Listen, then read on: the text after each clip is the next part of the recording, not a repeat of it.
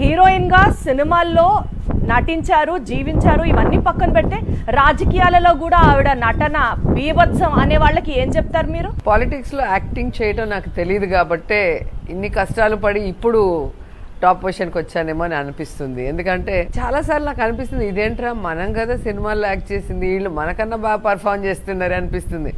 అంటే ఒకే మనిషి ఒక్కొక్కరి ముందర ఎలా యాక్ట్ చేస్తుంటారో మనం మీటింగ్స్లో కానీ ఇట్లా గెట్ టుగెదర్ కూర్చున్నప్పుడు ఇక్కడేం మాట్లాడారు అక్కడేం మాట్లాడారు అక్కడ మాట్లాడే తీరు చూసే గుందికి మనం జీరో పర్ఫార్మెన్స్లో పాలిటిక్స్లో అనిపించింది నాకు.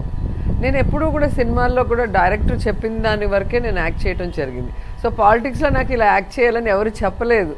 సో నా జీవితం నేర్పిన పాఠాలని నేను అలా ఫేస్ చేస్తూ నాకు వచ్చిన అనుభవాన్ని సరి చేసుకుంటూ ముందుకు వెళ్ళానే తప్ప ఎప్పుడు నా లైఫ్లో కానీ పాలిటిక్స్లో కానీ ఎక్కడ యాక్ట్ చేయలేదు, యాక్ట్ చేయను కూడా. యాక్చువల్గా సందర్భాన్ని బట్టి మీరు మాట్లాడేటప్పుడు ఆ ఫైర్గా మాట్లాడే విధానం కానీ, మీ పవర్ఫుల్ డైలాగ్స్ కానీ, సోషల్ మీడియాలో ట్రోల్ అవుతున్న మీ పంచ్ డైలాగ్స్ కానీ, ఇవన్నీ చూస్తుంటే మీరు ప్రిపేర్డ్గా ఉంటారా?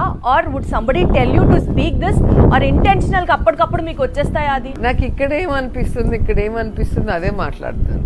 సో అది నాకు మా ఫాదర్ మదర్ ఇచ్చిన గిఫ్ట్. ఆడపిల్లవి, నువ్వు ఆడపిల్లవి, ఈడ ఇలా ఉండాలి అలా ఉండాలని ఎప్పుడు చెప్పలేదు. మా బ్రదర్స్కి ఈక్వల్గానే నన్ను పెంచారు.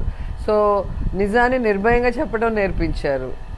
మామూలుగా ఆడపిల్లలు గట్టిగా మాట్లాడితే నోరు ఎక్కువనో లేదా ఏదో ఒకటి అంటారు కదా, ఆ పిల్ల ఒక టైప్లే అంటారు కదా చిన్నప్పుడంతా. వాటన్నిటిని కూడా మా డాడీ తిట్టేవాడు. ఆడపిల్ల అయితే మగపిల్ల అయితే ఇద్దరు సమానమే అని చెప్పేవారు. సో అది నా మైండ్లో ఉంది. నాకు ఎప్పుడు ఏమనిపిస్తే అది నేను చెప్పడం నాకు అలవాటు అయిపోయింది. అలాగే పాలిటిక్స్లో కూడా నేను పాలిటిక్స్ గమనిస్తూ ఉన్నాను కదా, ఆల్మోస్ట్ 98 నుంచి నేను పాలిటిక్స్లో ఉన్నా. సరే, నేను చూస్తున్నది, నేను వింటున్నది అండ్ నేను అవగాహన చేసుకున్నదని ధైర్యంగా చెప్తున్నాను. అంతేగాని ఇక్కడ మనకి విషయం తెలియకపోతే లేదా మనకి అవగాహన లేకపోతే స్టేట్ గురించి కానీ, సమస్యల గురించి కానీ, మనుషుల గురించి ఎవరో రాసిచ్చింది మనం చెప్పగలం. కానీ మనమే చూస్తున్నాం కాబట్టి మనకి ఈజీగా ఉంది. కొంతమంది స్క్రిప్ట్స్ మీటింగ్స్లో మాట్లాడతారు. ఈ మధ్యలో వచ్చారు కదా నాన్ లోకల్ పొలిటీషియన్స్ అంతా.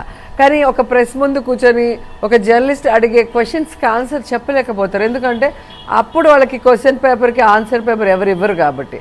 సో ఎప్పుడూ కూడా ఎవరో రాసిచ్చేది చెప్తే ఆ టైంకి మాత్రమే ఓకే, కానీ కంటిన్యూస్ పాలిటిక్స్లో ఫెయిల్యూర్ అయిపోతారు వాళ్ళు.